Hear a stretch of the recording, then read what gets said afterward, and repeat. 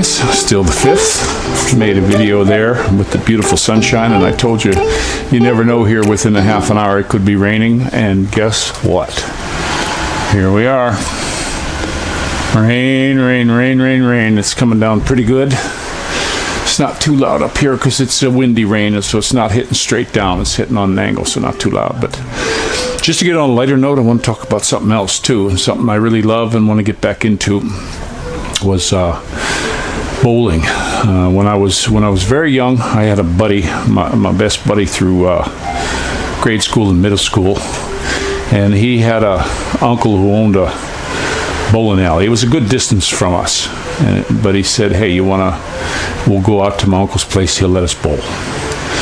So, and that was before they had the automatic bowling counter and all that stuff. You had to add it up yourself, and my buddy was pretty good at that. And he was a pretty good bowler. He'd been bowling a few times. So I went out and bowled. And you give me a ball from the place, and a lot of people there. It's like a get together with the family. And so I bowled a 103. They scored it up for me. I didn't know how to score or anything, and it just wasn't my bag. So I forgot about it. So that was probably in the 70s.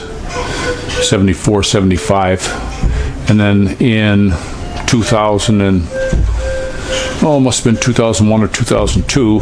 I got put out of the house I lived in, and didn't have much money, so I got rented this place that was not in the best area or anything like that. Some of the neighbors were really salty, you might say, and sex workers and stuff like that, and dope dealers, and just a lot of not good people. But it was cheap, something I could afford at the time, and I was gone most of the time anyway. And when I got home, I was basically going in, eating, and going to bed. So I didn't bother with anyone, and nobody bothered me. But when I was getting off of work, I think I started living there it was winter time, so it was February, March. And I went ahead and it was right up the street was a bowling alley, just like across. So the weekends it was busy, and I always tried to work the weekends because you got more pay for the weekends. So I was always on the schedule for the weekends. So, and it was crowded in the bowling alleys anyway. But through the week, you can hear that rain now. Hope the camera don't pick it up too much. Oh, yeah, it's. I told you the rain gets really loud in here. But so I started bowling, and this was in February, March, and it was $1 an hour. And I would go up there for 3-4 hours. And after the first couple days, I found they had a 16-pound ball there, just a black Brunswick lane ball. And the guy he said there's only a couple of these here, and this is the best one. So he was putting it in the pro shop. There was only one guy there. He ran the thing. They had a bar. They had that had a bartender, and people were coming into the bar, but nobody was bowling. So the bars would kept that place open. But he was always out on the floor where the bowling alley was, and if a ball got stuck, but nobody showed through the week. And he was their bowling champion guy, and he drilled the holes for the balls and ran like their pro shop. And so after about 3 months of me just chucking this ball, and this place had a scorer, and it had a speed to tell you how fast your ball was going. And I went from about 18 miles an hour up to 24. And if I really, really chucked it, I could just almost hit 26 miles an hour with a 16-ounce ball. So I was really chucking that ball. My arm was getting real strong. And this guy used to sit behind me and watch. And I would bowl, 150. A good game was 150, 160. And I was just venting, just getting rid of my frustration. I'd get all sweaty, and I would just, as soon as that ball came up, I was chucking it again because it was per hour. And finally one night, I was finishing up, and I would bowl till 9 o'clock at night. And the dude says, "Hey, what would it be worth to you if I could get you a bowling ball that would get you bowling over 200?" And I said,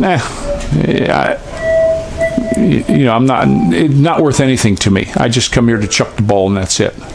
He said, "Well, you just hang on." And he went in and he got this blue, like a powder blue ball. It was called a Piranha. It was a used one. And he got me that ball, and he says, "Throw a game with that. Let's see what you got." And sure enough, I bowled over 200. This thing was curving real good. It was biting the lane, and I was like, wow, oh, that's really cool. So I bowled with that all the way up until the next winter, and I was getting pretty good. You know, we started keeping my average and stuff, and I was averaging over 200. So one night I was bowling, and being that time of year again, my back went, and when I got home, I just left the bowling ball behind my driver's seat, and I couldn't even carry it in the house. That's how bad my back was hurting. I had to quit right in the middle of bowling. Made it to my car, got home, and when I got up in the morning, they had stolen my bowling ball. So I didn't go up there, and then one day I was at the store, and the guy seen me there. I said, oh, somebody stole my ball. He says, well, come on down. We'll get you a ball. We'll get you. I know exactly what you need. I says, okay, because I kind of missed it. I wanted to bowl some more. So I went into his pro shop, and I don't put a thumb hole in my ball. I just put the finger holes. And he says, oh, put one in. Just, no, don't put it in. I don't use it. I don't use the thumb hole. So he set me up for the way I bowl, because I have like a super hook. So this ball had certain weights, and it was a diesel. It was called a diesel. It was a green one. I had a picture of it in my last vlog. I would be downstairs right now doing the video, but it's raining, and it cracked just from sitting.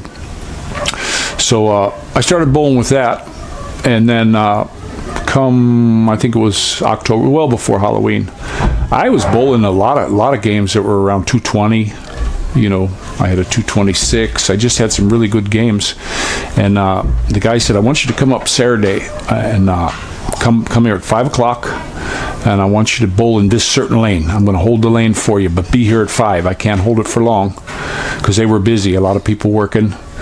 Well, it was these old timers club. They were in the league, and they were up there bowling. They would bowl in the league one night and then bowl just freehand another night. So I was bowling next to him, and I bowled a really good game. I think that was my 226 game, and then I think I bowled a 218, something like. And these guys were talking to him, and they wanted me to join their league. And these were all retired guys. I was the only guy who wasn't retired, and they were good. They were some good bowlers. So I bowled with those guys, and we did really good on the league. The pro from the place, he was on that league also, and we took the championship that year for that, just for the bowling alley, not for other bowling alleys around. Because when they started going to the bowling alleys, they were going 60, 70 miles, and I worked. Those guys could do it and stay in a hotel and all that and bowl for a couple days. Not me. I couldn't do that. So I didn't get to go to their, to play against the other ones. But those old guys did really good. They didn't have a real fast bowling ball, but they could really throw the strikes. And that fellow who ran the league, I saw him get a 7-10 split, not once but twice. I mean, this guy was just really good, super good guy. But my best bowling ever happened. I had 6 300 games, but 2 games I had back-to-backs, like 26 balls in a row strike. I was in California at that time, just got there, lived around a bunch of Filipinos, and the neighbors were super nice to me. Hi, baby. Super nice to me, and they invited me to a birthday party. And they said, we've seen in your garage the bowling ball. Bring your bowling ball. It's going to be at the bowling alley. You can bowl. Well, they had the bowling for these kids. They had 6 lanes blocked off. The first 2 lanes on this bowling alley it was just for little kids, so the lane wasn't all beat up. And then the next lanes 3, 4, 5, and 6 were just blocked off. They had a big tape thing on there, and they had it cordoned off in the corner so that they could have this big party. And they had a cake and a lot of Filipinos there. I was the only American guy there. And in America, but it was a Filipino birthday party.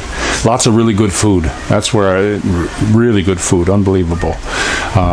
That's where when I had my party for my guys, I got the caterer from. He was a Filipino guy that catered, and I was just impressed with everything he made. And I forget the name of the one dish, kari-kari. I had his kari-kari, and that was absolutely the finest kari-kari I ever ate. It was really good. But lots of really good stuff. Coconut fish, not coconut shrimp, coconut fish that he made, just good stuff. So we're gonna bowl, and there's a fellow there, tall, slender Filipino, about 5'10", good sized Filipino. He probably 50s, good shape, and he was bowling, and he was really bowling good. So then it's my turn, and this bowling wasn't where you just bowled and then you waited a couple minutes. You bowled and then you waited. You waited for, this guy bowled, and then 3 or 4 kids would throw their ball down, and maybe they didn't show up on time, and it just took a long time for me to throw 2 games. I think it was about 4 hours, but in that time, it may not have been quite 4 hours to bowl the 2 games, but in that time limit, every ball I threw was a strike. It was just a perfect game. I had that brand new, really good ball. I had just put it through the cleaner, and I just wasn't tired. I had a few days off from work, and I was watching this guy. So when he was throwing these, I thought I'm going to do like him, and he did pretty good. He bowled over 200, and they said he was like a Filipino champ when he was here in the Philippines. But I've been down to, started going back down that lane. It was a little more pricey to pay down there, but I was making pretty good money there. So I would go down there, and I saw some bowlers down there that just would freak you out. There were just some super good bowlers, because I wasn't going there, on weekends or anything. I would go at night, and sometimes it was a lot of the same guys, and they had some kind of deal with the bowling alley where they got to bowl because they were their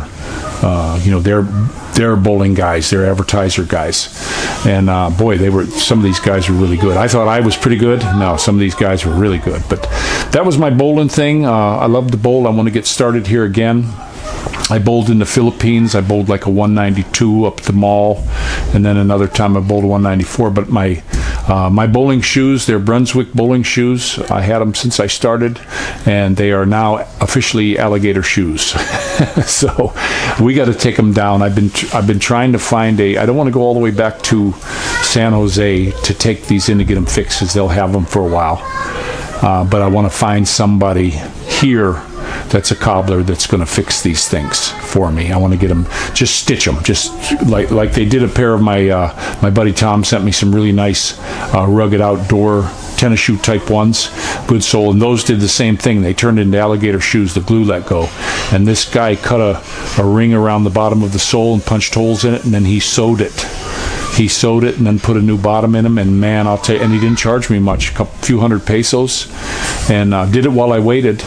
But if I can find one here, I'd like to have them do the same thing. I'll even take my other shoes with me to show them, is this how you're going to do it? Because I don't want just somebody to glue it, because it'll just pop right off, especially when you got an old shoe.